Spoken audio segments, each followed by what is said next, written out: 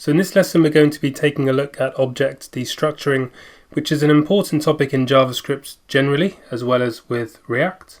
And really it's important around handling data in your application.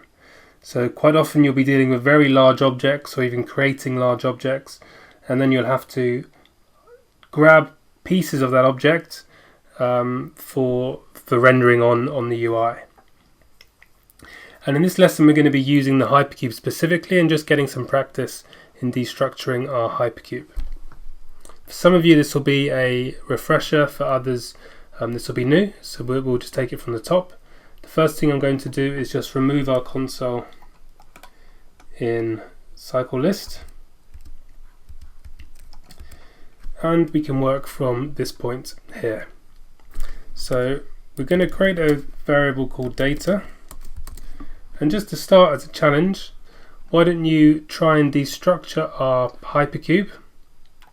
And what I want you to return to the console is in our QData pages, this first array, and then QMatrix, and this first array.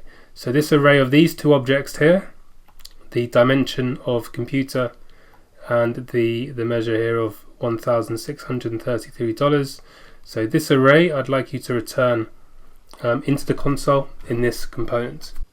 So for those of you with some experience, it'll just be a little bit of practice, and for others I'll show you the solution very quickly. Okay, so we need to use the dot notation in an object to identify and destructure it. So first of all, we need to grab our data in props, and we know that we've passed this in props.data. So I'm just going to add the console log here so we can kind of see it as we go. So props.data is now returning our hypercube, and now we want to destructure QData pages. So .QData pages.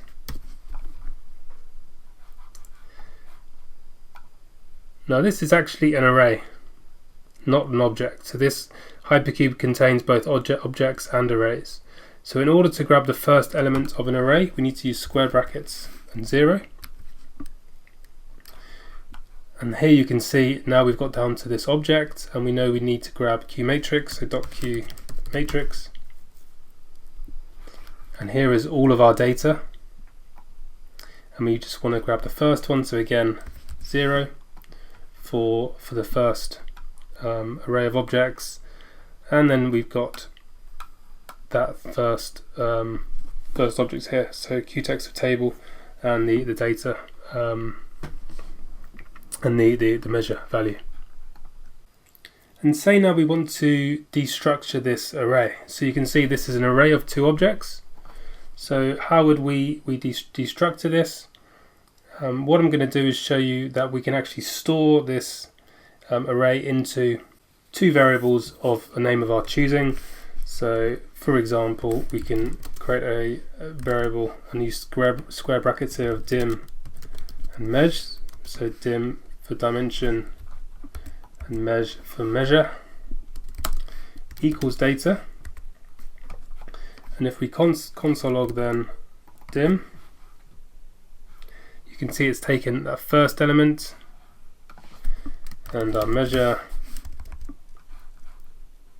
for that second. And you can actually call this anything you like.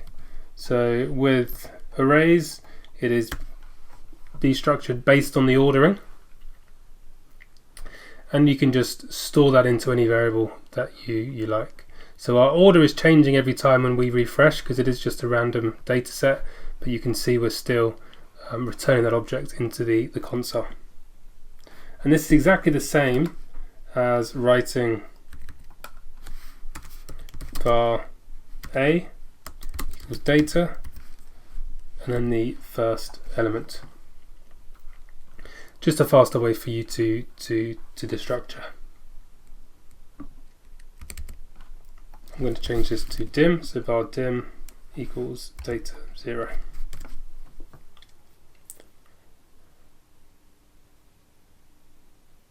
and I'll also remove it. We can just return it back to the console.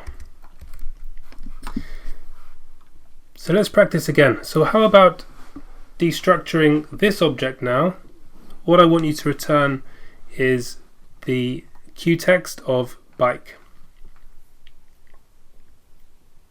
So what we can do, obviously, is we can just console log dim dot qtext to return bike. And there is actually a faster way again to do this. We can use the keyword const and then curly brackets, and then we need the name here of the object name. So this key value pair here is qtext and the value is bike, so we need qtext in here equals dim, and then if we console log qtext, we are returning to the console chips. And similarly, we can add qnum, and we can get the number also in the console. So we're returning these two elements of the object, qtext and qnum. So it's just faster syntax for us to destructure.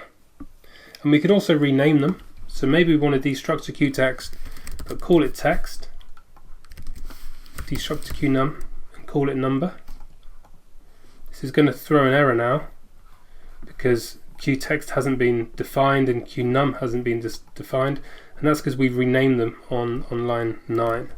So that's now stored in text and number, and then we'll get the same result. Okay, so just to practice, that's stayed in your head. Why don't you just do a quick challenge? So what I want you to do is to destructure our hypercube just as we did, and return the qtext from the first element of our qmatrix array, and rename that to dim value, and then console log that dim value. So why don't you pause the video now and have a go at doing that.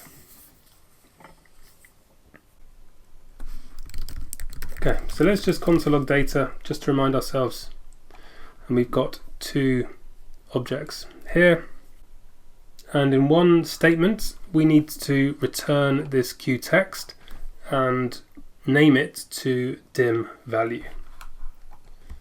So how are we going to go about doing that? So let's create a const, and first thing to note, it is an array. Data is an array. So we need our square brackets, and then inside that we need to destructure an object. So curly braces, and we need to grab qtext and rename that to dim value. And we can set this equal to data. And then by console logging dim value, you can see we've destructured that object, and we've got our qtext in the console. Great, so that's all for this lesson. So hopefully that's given you a bit of a better understanding of how to destructure both arrays and objects, and this syntax is definitely going to come in handy, and we're going to have a bit more practice on this in the next lesson.